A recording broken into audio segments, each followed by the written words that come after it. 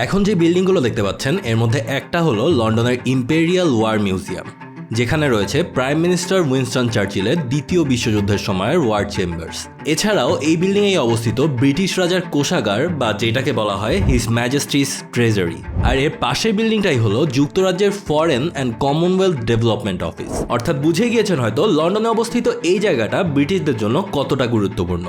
কিন্তু আজকে এই ভিডিওটা কিন্তু এই জায়গাটার গুরুত্ব বোঝানো নিয়ে না। যদি আমরা ম্যাপে এই দুই বিল্ডিং এর মাঝের এই জায়গাটাতে একটু জুম ইন করি তাহলে একটা মূর্তির মতো দেখা যায়। আমি জানি মূর্তিটা মোটেও ক্লিয়ার ভাবে বোঝা যাচ্ছে না, তাই এই নেন আরো ক্লিয়ার একটা ছবি। And yes, the man is Robert Clive, যার নামের সাথে জড়িয়ে আছে ভারতবর্ষের কলোনিয়ালিজমের শুরু, ষড়যন্ত্র আর সর্বোপরি আমাদের নজরে একেবারে খারাপ একটা মানুষের চিন্তা। কিন্তু ইউকেতে এতটা গুরুত্বপূর্ণ একটা জায়গায় তার স্ট্যাচু দেখে আপনার হয়তো মনে হতেই পারে ব্রিটিশরা হয়তো আজকের এই মডার্ন দুনিয়াতেও রবার্ট ক্লাইভের 300 বছর আগের কাজকর্ম নিয়েও খুবই প্রাউড। কিন্তু কথাটা কিন্তু পুরোপুরি সত্য না, কারণ 2020 সালে এই জায়গা থেকেই ক্লাইভের স্ট্যাচু সরানোর জন্য অসংখ্য ব্রিটিশ নাগরিকেরাই পেটিশন সাইন করেছিল, কারণ রবার্ট ক্লাইভের কর্মকাণ্ডের জন্য তাকে মনে করা হতো worst corporate figure in British history. এমনকি তার জীবন দশায় ব্রিটিশ পার্লামেন্টের অনেকেই ক্লাইভকে উপাধি দিয়েছিল লর্ড ভালচার নামে। কিন্তু একই সাথে তার মিলিটারি দক্ষতাকে অসংখ্য ব্রিটিশার সাপোর্টও করেছিল সেই সময়। আর এখনের সময়ও তাকে প্রকৃতভাবে কোন নজরে দেখা উচিত এটা নিয়েও প্রচুর ডিবেট আছে। তো বুঝে গিয়েছেন হয়তো আজকের ভিডিওতে আমরা রবার্ট ক্লাইভের জীবনের গল্পের একটা ব্যবচ্ছেদ করব, আর এটার সাথে তাকে কি প্রকৃতভাবে একটা দেশপ্রেমিক বলা যাবে নাকি সেই সময় একজন ষড়যন্ত্রকারী আর বর্ণবাদী ব্যক্তি হিসেবেই দেখা উচিত সেটাও জানার চেষ্টা করব। সো হ্যালো, আমি Labid Rahat and welcome to my channel. তো চলুন শুরুতে রবার্ট ক্লাইভের জন্ম থেকেই শুরু করি।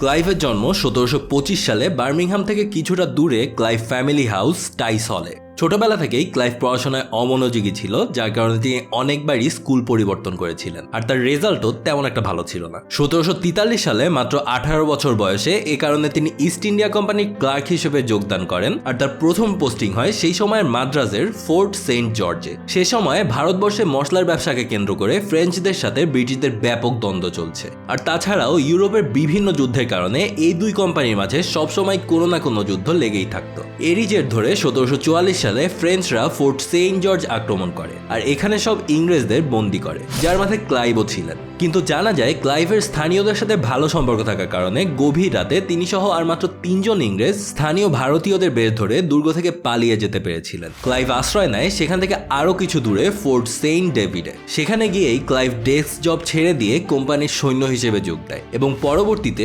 ফ্রেঞ্চরা যখন এই দুর্গ আক্রমণ করে তখন প্রচন্ড সাহসিকতা ও বিচক্ষণতার সাথে তিনি এটা রক্ষা করেন। এর পরের বছরগুলোতে ক্লাইভের কোম্পানির সেনাবাহিনীতে আরও পদোন্নতি হতে থাকে, আর এরই মাঝে কর্ণাটকের ক্ষমতা নিয়ে আবারও ফ্রেঞ্চ আর ব্রিটিশদের যুদ্ধ শুরু হয়, যার মধ্যে ফ্রেঞ্চরা সাপোর্ট করেছিল চান্দা সাহিবকে আর ব্রিটিশরা মোহাম্মদ আলী খানকে। ক্লাইভ কোম্পানির ভারতীয় সিপাহীদের কাছে বেশ জনপ্রিয় ছিলেন, যার কারণ তিনি অন্যান্য ব্রিটিশ অফিসারদের মতো তাদের সাথে দূরত্ব রেখে চলতেন না, আর এ কারণেই তার ইউনিটের সিপাহীরা যে কোনো ইউনিটের তুলনায় অনেক বেশি বিশ্বস্ত ছিল তার প্রতি। এটার প্রতিদানে তিনি পান যখন 1751 সালে চান্দা সাহিব ত্রিকোণপল্লীতে মোহাম্মদ আলীর দুর্গ অবরোধ করে রেখেছিলেন। এই সুযোগে ক্লাইভ তার ইউনিট নিয়ে চান্দা সাহিবের দুর্গ আর্কট আক্রমণ করেন। চান্দা সাহিব নিজে তখন ত্রিকোণপল্লীতে থাকার কারণে তার সাহায্য করতে তখন ফ্রেঞ্চরা যায় আর্কটে, কিন্তু রবার্ট ক্লাইভ ও তার সেনারা ফ্রেঞ্চদের রুখে দেয়। মনে করা হয় তার এই কাজের জন্যই যুদ্ধের মোড় ঘুরে যায়, আর পরবর্তীতে মোহাম্মদ আলী কর্ণাটকের নবাব হিসেবে বসেন। বুঝতেই পারছেন সেবারের বিজয় রবার্ট ক্লাইভকে কোম্পানির নজরে আরও বেশি ওপরে উঠিয়ে দেয়।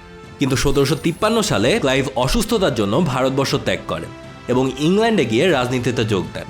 কিন্তু রাজনীতিতে ব্যর্থ হলে আর এদিকে ভারতবর্ষে ব্রিটিশ ইস্ট ইন্ডিয়া কোম্পানির বাণিজ্যের অবস্থাও খুব একটা ভালো না গেলে তাকে পুনরায় ডেকে পাঠানো হয়। এবার তাকে করা হয় সেই আগের ফোর্ট সেন্ট ডেভিডের গভর্নর, আর তার সাথে তার নতুন র্যাঙ্ক লেফটেন্যান্ট কর্নেল। আর সেইবার তিনি প্রথমে মাদ্রাজ আর এরপর বাংলাতে এসে কি করেছিলেন সেটা আশা করি সবারই ভালো করেই জানা আছে।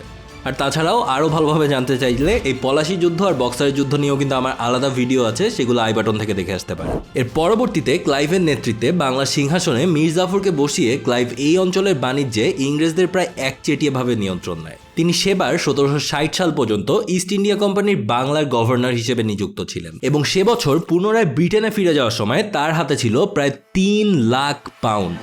তার মানে সেটা যদি আজকের দিনের টাকার হিসাবে আমরা কনভার্ট করতে যাই তাহলে এর সাথে প্রায় 100 গুণ করা লাগবে। মানে বোঝেন 3-এর পর জাস্ট কতগুলা শূন্য। এবার গিয়েও তিনি পুনরায় রাজনীতিতে যোগ দিতে চান। আর 1761 সালে তিনি হাউস অফ কমন্সের একজন মেম্বার হিসেবেও নির্বাচিত হন। কিন্তু 1764 এর পর বাংলাতে মীর কাসেমকে নিয়ে ঝামেলা বক্সারের যুদ্ধ পর্যন্ত গড়ায়। আর এরই মধ্যে কোম্পানিতেও প্রচুর দুর্নীতি দেখা যায়। কোম্পানি তো এমনিতেও বাংলার মানুষদের শোষণ করছিলই, কিন্তু এরপরেও কোম্পানির অফিসারদের দুর্নীতির কারণে এই যে অর্থ তারা বাংলার মানুষদের শোষণ করে পাচ্ছিল তার অধিকাংশই কিন্তু ব্রিটেনে পৌঁছাচ্ছিল না। ফলাফল আবারও ডাক পড়ে রবার্ট ক্লাইভের, আর তিনি শেষবারের মতো ভারতবর্ষে এসে ডুয়েল সিস্টেম চালু করেন। এতদিন কোম্পানি পেছন থেকে বাংলা নিয়ন্ত্রণ করছিল, কিন্তু বক্সারের যুদ্ধে জয়ী হওয়ার পর কোম্পানি সরাসরি এখানে যুক্ত হয়। দেখেন, এর আগে নবাবরাই ছিল সকল ক্ষমতার অধিকারী, কিন্তু রবার্ট ক্লাইভ এই ক্ষমতাকে দুইটা ভাগে ভাগ করে দেন। একটা হলো দিওয়ানি, যারা রাজস্ব আদায় করবে সাধারণ মানুষদের থেকে, আর একটা হলো নিজারি, যারা প্রশাসনিক কার্যক্রম চালাবে। এ সময় বাংলার অঞ্চলের দিওয়ানি পুরোপুরি ব্রিটিশ ইস্ট ইন্ডিয়া কোম্পানিকে দিয়ে দেওয়া হয়। আর নিজারি বা প্রশাসনিক কার্যক্রম যদিও বাংলার স্থানীয় শাসকরাই চালাতো, কিন্তু তার পেছনেও কিন্তু কোম্পানির হাতই থাকতো। এরপর ক্লাইভ শেষবারের মতো 1767 সালে ভারতবর্ষ ত্যাগ করেন, কিন্তু সেবার তার শাসন আমল নিয়ে অনেক বিতর্কই ছিল ইংলিশ পার্লামেন্টে। অনেকেই বলতে থাকেন ক্লাইভ নিজের পকেট ভারী করে বড়লোক হয়েছেন, বা তার সময় দুর্নীতি সব থেকে বেশি বেড়ে গিয়েছে। এসবের মাঝে থেকেই 1754 সালে তিনি নিজ বাসাতে আত্মহত্যা করেন। আর তার আত্মহত্যা সম্পর্কে যেটা জানা যায় এটাও বেশ ইন্টারেস্টিং। একদিন বিকালে তিনি তার নিজ বাসায় তার স্ত্রী এবং কোনো এক আত্মীয়র সাথে বসে কার্ড বা এই ধরনের অন্য কোনো বোর্ড গেম খেলছিল। এ সময় হঠাৎ করে তিনি উঠে গিয়ে তার রুমে গিয়ে দরজা লাগিয়ে দেন। আর অনেকক্ষণ তার খোঁজ না থাকার কারণে তার রুমে গিয়ে দেখা যায় তিনি একটা ছুরি দিয়ে নিজের গলায় আঘাত করেছেন এবং তার মৃতদেহ একটা চেয়ারের ওপর পড়ে আছে। এখনো সময় এই কারণে মনে করা হয় ক্লাইভ একজন সাইকোলজিক্যাল পেশেন্ট ছিলেন, আর তার রোগটা ছিল বাইপোলার ডিসঅর্ডার। এটার কারণে তার ক্যারিয়ারের শুরুর দিক থেকেই তাকে মাঝে মধ্যে প্রচণ্ড বিষণ্ণ লাগতো, আবার মাঝে মধ্যেই দেখা যেত তিনি প্রচণ্ড দায়িত্বের সাথেই কাজ করছেন, যেটা আমরা তার মিলিটারি ট্যাকটিক্সের দিকে তাকালে বেশ ভালোভাবেই বুঝতে পারবো। এখন এখানে আসলে একটা ডিবেটের টপিক চলে আসে যে ক্লাইভের জীবনে যত ধরনের অ্যাচিভমেন্ট আছে সেগুলো হিসাব করলে তিনি একজন পুরোপুরি সফল মানুষ, কিন্তু তার ষড়যন্ত্র আর এই অঞ্চলে তার পরবর্তীতে ব্রিটিশদের যে নির্যাতন সেই হিসাবে হিসাব করতে গেলে তার থেকে খারাপ মানুষ আবার এই অঞ্চলের ইতিহাসে আর একটাও নাই। বুঝতেই পারছেন, এইটা নিয়েই মূলত হিস্টোরিয়ানদের মাঝে আজকের দুনিয়াতেও প্রচুর ডিবেট হয়ে থাকে। ইভেন ব্রিটিশ হিস্টোরিয়ানরাও এটা নিয়ে মোটামুটি দুইটা ভাগে বিভক্ত, যেখানে একটা ভাগ মনে করে যে ক্লাইভ অত্যন্ত ঘৃণিত একজন ব্যক্তি, আবার অন্য একটা ভাগ ক্লাইভের সেই সময় কাজ কর্মকে সাপোর্ট করে, কারণ সেইটা ছিল আজকে থেকে প্রায় 300 বছর আগের ঘটনা।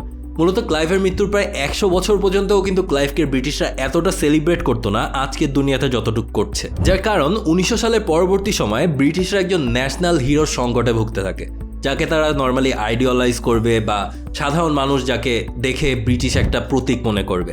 এই সময় ক্লাইভকে আবার পুনরায় ইন্ট্রোডিউস করা হয় ব্রিটিশ সাধারণ জনগণের মধ্যে, তার ইতিহাসকে আবার পুনর্লেখন করা হয় বা তার মূর্তি আবার বানানো হয়, যেটা আপনারা এই ভিডিও শুরুর দিকেই দেখেছিলেন। সেটা কিন্তু মাত্র 1912 সালের দিকে তৈরি করা, তার মধ্যে তার মৃত্যুর প্রায় 150 বছর পরে এই মূর্তিটা তৈরি করা হয়েছিল। অনেকেই আবার মনে করেন ক্লাইভের শাসন ব্যবস্থার কারণে পরবর্তীতে বাংলাতে দুর্ভিক্ষ হয়, আবার অন্যদিকে ক্লাইভ সাপোর্টাররা বলেন তিনি বাংলা থেকে চলে আসার প্রায় 3 বছর পর যেহেতু এই দুর্ভিক্ষ হয়েছিল তাই এইটার সাথে তিনি মোটেও জড়িত নয়। এভাবে আসলে তার চরিত্রের কার্যকলাপ নিয়ে অনেক বেশি ডিবেটই আছে ইভেন আজকের দুনিয়াতেও।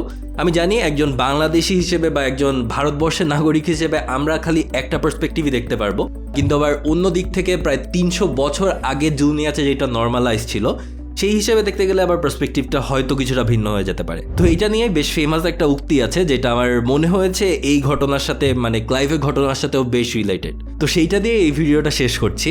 Nothing in this world was completely black or white, wrong or right, or if it was, what mattered was whose eyes it was being seen from.